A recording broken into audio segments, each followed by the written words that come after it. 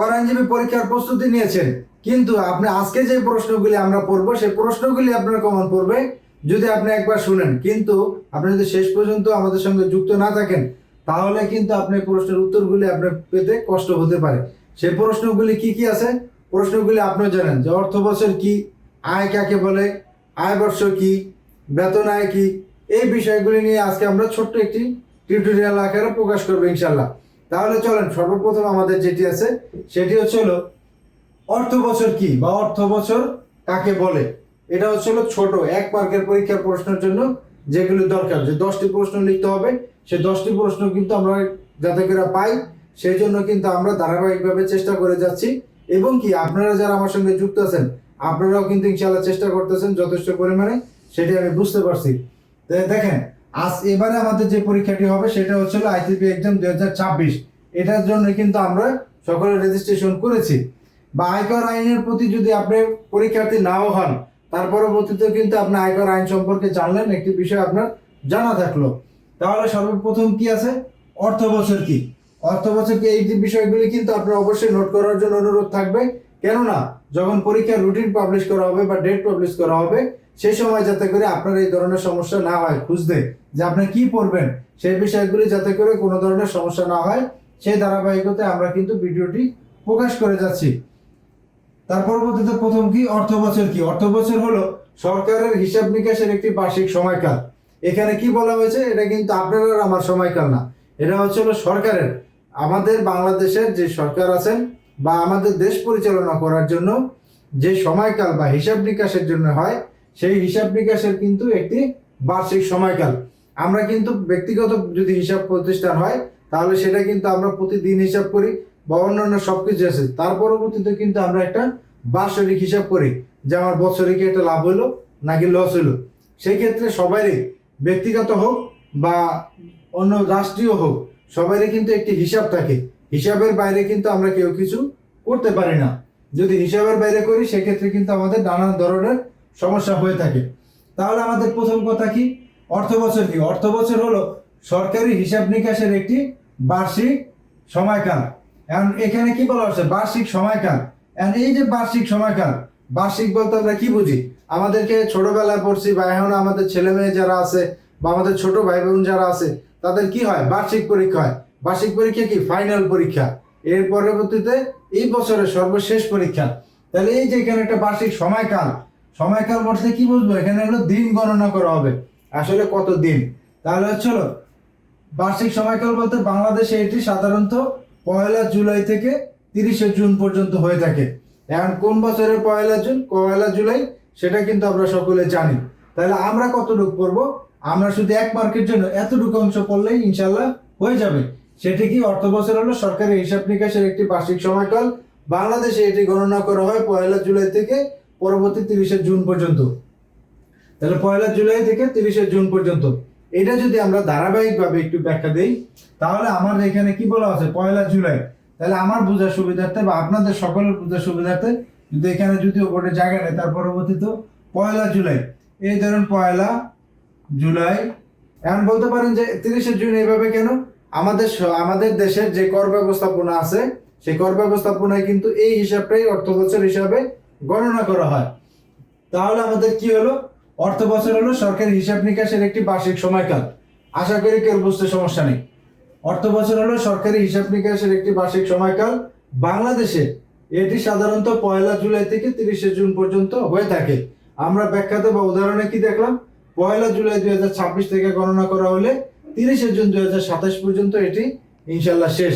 এই হচ্ছিল আমার অর্থ বছর। আশা করি আজকে এই যে প্রশ্নটি শিখলেন অর্থ বছর, এটা আপনার আজকে থেকে যেরকম অর্থ বছর কি এই প্রশ্নটা যেরকম কমন পড়বে, আশা করি আপনার উত্তরটাও কমন বা মনে থাকবে। তাহলে 2 নাম্বারটা কি আছে, কর বর্ষ। এটা তো মনে করেন যে কর বর্ষ কি সেটা কিন্তু আমরা মোটামুটি সবাই ব্যাখ্যাটা জানি, আসলে আমাদের যখন লিখতে হবে সে বিষয়টা জানতে হবে। কর বর্ষ, অ্যাসেসমেন্ট ইয়ার। আপনি যদি ইংলিশটা নাও লেখেন আপনাকে বা আমাদেরকে ভাইবা বোর্ডে জিজ্ঞেস করতে পারে যে অ্যাসেসমেন্ট ইয়ার কি, তখন যদি আমরা যাতে করে জানা প্রশ্ন কিন্তু ভাইবাতে আমার হোক বা আপনাদের হোক সবারই সমস্যা হয়ে যেতে পারে। কেননা সেখানে একটা সকলেরই কিন্তু একটা ভয় কাজ করে যে আসলে আমাকে কি প্রশ্ন করা হবে, সেটা আমার ক্ষেত্রে, আপনাদের ক্ষেত্রে, সবার ক্ষেত্রে কিন্তু সেম। তাহলে কর বর্ষ কি? সেখানে হচ্ছিল কর বর্ষ হচ্ছিল অ্যাসেসমেন্ট ইয়ার হলো আয় বর্ষের বা ইনকাম ইয়ার। ইনকাম ইয়ারের পরবর্তী বছর। পরবর্তী বছর কি হলো? যেরকম আমি যদি, আচ্ছা এটা আমরা পরে দেখি। পরবর্তী বছর যে বছরে আয় বর্ষের আয়ের উপর কর নির্ধারণ ও রিটার্ন দাখিল করা হয় তাই হচ্ছিল কর বর্ষ। মনে হয় বুঝতে পারেন নাই, আমি আবার বলি। কর বর্ষ অ্যাসেসমেন্ট ইয়ার, আর এখানে লেখা আছে কি আয় বর্ষে ইনকাম ইয়ার। আমার প্রশ্ন কি করছে? প্রশ্ন করছে হলো কর বর্ষ কি। তাহলে কর বর্ষটা আমার বের করতে হবে। যদি আমরা একদম বইয়ের ভাষা ছেড়ে দিই, ধরেন এটা আমরা দেখলাম না, আমাদের এটা প্রয়োজন নেই, তাহলে আমাদের কর বর্ষটা আমরা বের করব কিভাবে? সেটি হচ্ছিল, আমি যদি 2025-26 যদি আমরা খেয়াল করি, তাহলে আমরা যদি 25-26 বছর যদি আমি আয় করি, ধরেন এইখানে প্রথম প্রশ্নটাতে যদি আমরা ফেরত যাই, 1 জুলাই 2026 থেকে 30 জুন 2027, এটা হচ্ছিল যদি আমার কর বর্ষ হয়। এখানে আমার জানতে চাইছে হচ্ছিল কর বর্ষ। এটা যদি আমার কর বর্ষ ধরি, কর বর্ষ, তাহলে আমার আয় বর্ষটা কি হবে? আমার আয় বর্ষ হবে হচ্ছিল এখান থেকে আমার 1 জুলাই 2024 থেকে হবে হচ্ছিল 30 জুন 2025। এই হচ্ছে আমার আয় বর্ষ। এই আয় বর্ষটা বলতে আমি যে বছর কর দিব সেই বছরের আগের বছর, আর যেই বছর আমি আয় করব বলতে ইনকামটা করব সেই বছরটা হচ্ছিল আমার আয় বর্ষ। তাহলে এখানে কি হলো? আর তাহলে আমার কর বর্ষটা কি হলো? কর বর্ষ হলো অ্যাসেসমেন্ট ইয়ার হলো আয় বর্ষের পরবর্তী বছর। বলতে আমি আয় করলাম কত বছরে? 2024-25 বছরে। বলতে এক বছর কেমনে গণনা করা হবে? জুলাইয়ের 1 তারিখ থেকে পরবর্তী বছরের 30 জুন পর্যন্ত। বলতে এখানে 6 মাস, ওই বছরের 6 মাস। এই হচ্ছে আমার আয় বর্ষ। তাহলে আমি আয় বর্ষটা আমি পেলাম কত? আয় বর্ষটা আমি পেলাম হচ্ছিল 2024 এবং 2024 থেকে 2025। এইখানে 24 সালের 6 মাস এবং 25 সালের 6 মাস। এটা হচ্ছে আমার কি আয় বর্ষ। তাহলে আমার যদি আয় বর্ষ এটা হয়, তাহলে আমার কর বর্ষ হবে কি ইনকাম ইয়ার পরবর্তী বছর। বলতে আমি যে বছর আয় করব তার পরবর্তী বছর। যে বছরে আয়ের উপর, যে বছরে আয় বর্ষে আয়ের উপর, বলতে আমি যে আয়টা করলাম 24-25-এ, তার উপর কর নির্ধারণ। কি নির্ধারণ করবে? কর নির্ধারণ ও রিটার্ন দাখিল করা হয়, তাই হচ্ছে আমার কর বর্ষ। আশা করি আপনারা বুঝতে পেরেছেন। তারপরে যদি না বুঝেন তাহলে অবশ্যই নোট করে কয়েকবার পড়লে আশা করি বুঝতে পারবেন। এখানে যদি আপনি আমার যে ব্যাখ্যাটি দেওয়া হলো সেটা হচ্ছিল, আমি আবার বলি, সেটা হচ্ছিল আপনি যদি 24-25 সালে আয় করেন তাহলে আপনি দিবেন হচ্ছিল কর, দিবেন হচ্ছিল 25-26 বছরে। বলতে আপনার এখানে তাইলে তখন হয়ে দাঁড়াবে হচ্ছিল এখানে 25, এখানে হচ্ছিল 26, এখানে 27 হবে না। বলতে কি আমি 24-25 সালে আয় করছি, আমি 24-25 আয় করেছি, আমি হচ্ছিল 25-26-এ যে আমি এটা কর দিব, সেটা হচ্ছিল কর বর্ষ। আয় বর্ষের পরবর্তী বছরে হচ্ছিল আমার কর বর্ষ, আর কর বর্ষের পূর্বের বছরে হচ্ছিল আমার আয় বর্ষ। যেই বছরে বা যেই অর্থ বছরে আমি আয় করব। অর্থ বছর কি সেটা কিন্তু আমরা পড়লাম। অর্থ বছর হলো সরকারি হিসাব নিকাশ করার একটি বছর। এই সরকার হিসাব নিকাশ আসলে যদি প্রথম প্রশ্নটা আমরা ফেরত যাই, প্রথম প্রশ্নে আমরা যদি যাওয়ার পর সরকারি হিসাব নিকাশ করে বার্ষিক সময়কাল আমরা পাইলাম। এই বার্ষিক সময়কালে সরকার কি করে? এই সময় তার আয় কত হয়েছে, ব্যয় কত হয়েছে, বাজেট প্রস্তাবন করে কোন খাতে কত বাজেট দিবে সেটাই কিন্তু কি করে অর্থ বছরে করে থাকে। তাহলে আমাদের কি হলো? অর্থ বছর কি আর কর বর্ষ কি, এই দুটি প্রশ্ন আশা করি হয়ে গেল। 3 নম্বর যে প্রশ্ন বা 53 নম্বর প্রশ্ন, যেটা আয় কি, বলতে ইনকামটা কি। আমাদেরকে অনেকে প্রশ্ন করা হয় যে আপনার ইনকাম সোর্স কি বা আপনার ইনকাম কি। তাহলে আমার জানা উচিত আসলে ইনকামটা আসলে কি, আমার আয়ের খাতটা কি, সেই বিষয়টাই কিন্তু আমার জানতে চেয়েছে। সেখানে কি বলা আছে?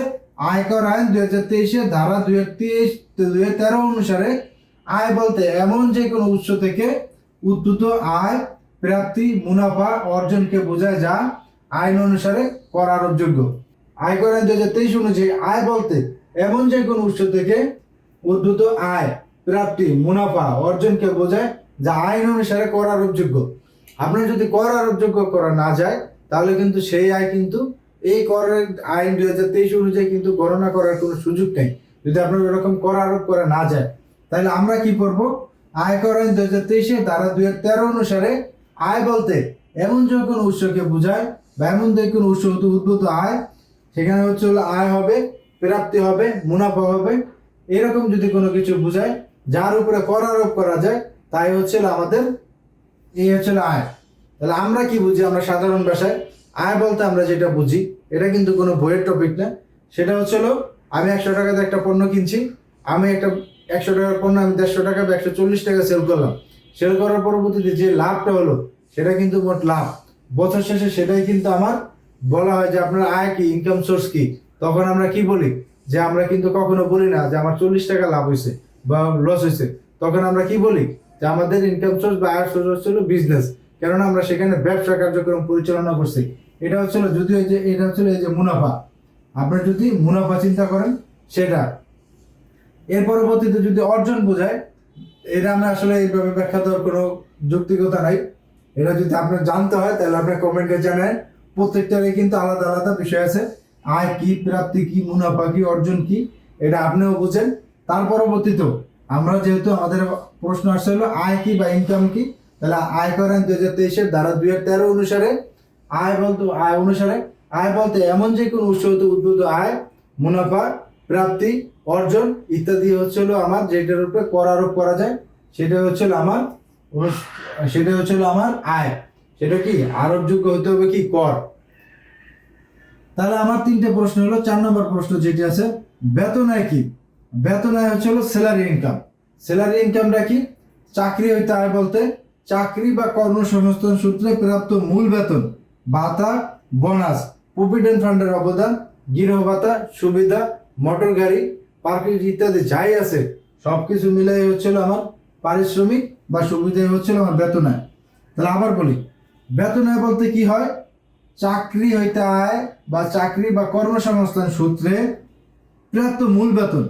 আপনার একটা বেতন থাকবে কি, মূল বেতন থাকবে, সেখানে ভাতা থাকবে, বোনাস থাকবে, প্রভিডেন্ট ফান্ড থাকবে, প্রভিডেন্ট ফান্ডের অবদান থাকবে, গৃহ ভাড়া থাকবে বলতে বাড়ি ভাড়া, সুবিধা থাকবে, মোটর গাড়ি থাকবে। এর পরবর্তীতে সকল প্রকার আপনি যে কাজ করছেন, আপনি যে পরিশ্রম করছেন, সেই পরিশ্রমের বিনিময়ে যেই পারিশ্রমিক পাইছেন বা যেই সুবিধা দেওয়া হচ্ছে, সেটি হচ্ছে আমার বেতন আয়। এই হচ্ছে আমাদের মোট 4টে প্রশ্ন। তাহলে আমাদের মোটামুটি অর্থ বছর কি? অর্থ বছর হলো সরকারি হিসাব নিকাশের একটি বার্ষিক সময়কাল। বাংলাদেশে এটি সাধারণত 1 জুলাই থেকে 30 জুন পর্যন্ত গণনা করা হয়। এই সময়কালে সরকার কি করে?